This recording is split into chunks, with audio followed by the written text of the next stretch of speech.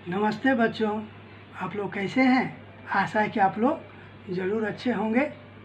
कल हम लोग कक्षा चतुर्थ के छात्रों के लिए विषय हिंदी पाठ अष्ट शीर्षक चेन्नई की सैर का वाचन किए।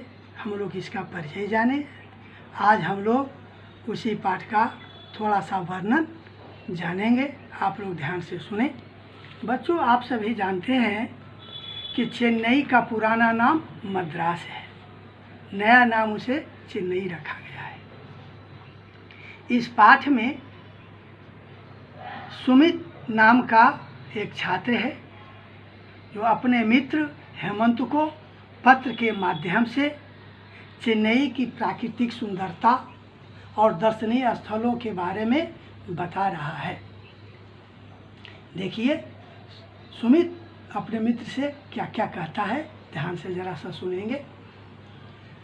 कह रहा है, प्रिय मित्र हेमंत, कल तुम्हारा पत्र मिला। यह जानकर खुशी हुई कि तुम्हें चेन्नई घूमने की इच्छा हो रही है। इस पत्र में मैं तुम्हें चेन्नई के बारे में लिख रहा हूँ ताकि तुम यहाँ आने की खूबसूरती प्लान बहुत जल्दी बना सको और यहाँ आओ। चेन्नई तमिलनाडु की राजधानी है।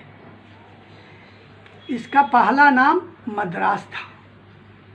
चेन्नई को दक्षिण भारत का द्वार भी कहा जाता है। चेन्नई में कई पर्यटन स्थल हैं और सबकी अपनी अपनी सुंदरता और अपनी अपनी विशेषताएं भी हैं, जैसे मरीना बीच, सेंट जॉर्ज का किला, स्नेक पार्क, युद्ध स्मारक आदि। तो सबसे पहले मैं चेन्नई का मरीना बीच के बारे में कह रहा हूँ। चेन्नई का मरीना बीच पर्यटकों का प्रमुख आकर्षण का केंद्र है। यह विश्व का दूसरा सबसे लंबा समुद्र तट माना जाता है। शाम होते होते इसके रेतीले तट पर इतनी अधिक भीड़ होती है कि लगता है कि मानो सारा शहर यहीं आकर जम गया है। मरीना बीच की शुरुआत में ही सेंट जॉर्ज किला है।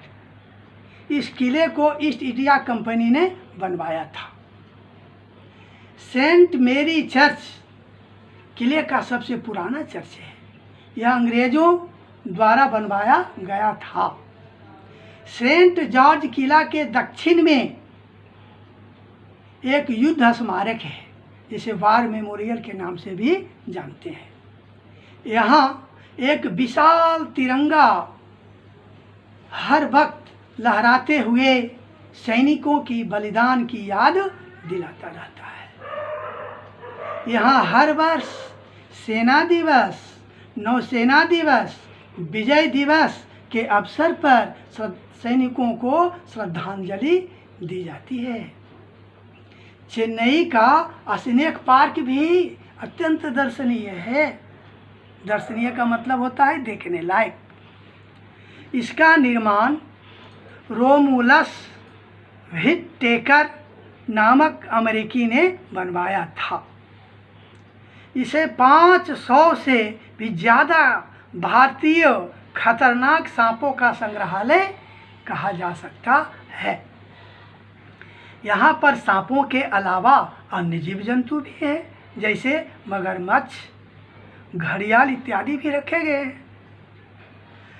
बंगलुरु राष्ट्रीय राजमार्ग पर स्थित डैश एन स्प्लैश पार्क में wave slide, free fall slide और स्पाइरल स्लाइड हैं। यहाँ स्विंग पूल, रेनफॉल शावर और कृत्रिम वाटर फॉल का आनंद भी लिया जा सकता है।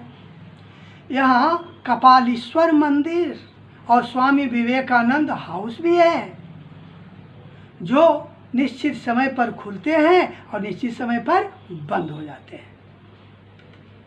मित्र हेमंत, आशा है कि चेन्नई के बारे में जानकर तुम जल्दी ही यहाँ आने का कार्यक्रम बनाओगे।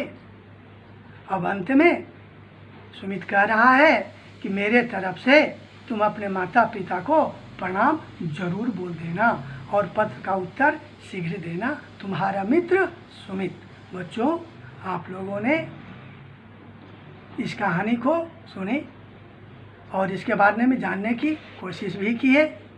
कहा जाता है कि किसी भी स्थान की यात्रा करने से न केवल हमारा मनोरंजन होता है बल्कि हमें यहाँ की सभ्यता, संस्कृति, खान पान तथा वेशभूषा आदि का भी पता चलता है। आप लोग भी इसके बारे में जानेंगे और जानने की कोशिश करेंगे तथा इसका शब्दार्थ जरूर याद करेंगे। बच्चों, आप लोग इस वीडियो को देखने के बाद जो बच्चे सब्सक्राइब नहीं किए हैं वो सब्सक्राइब जरूर करेंगे और जो सब्सक्राइब कर दिए हैं वो सब्सक्राइब नहीं करेंगे, लेकिन लाइक सभी बच्चे करेंगे। धन्यवाद।